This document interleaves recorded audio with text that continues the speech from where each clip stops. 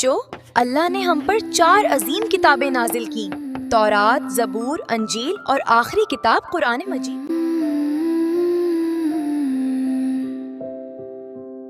आसमानी किताबें हैं 4, याद करें हम उनके नाम। अल्लाह ने हमको पैगाम दिया, नेकी का सच्चा इनाम दिया, अंधेरे दिल को रोशनी दी, सच का हमें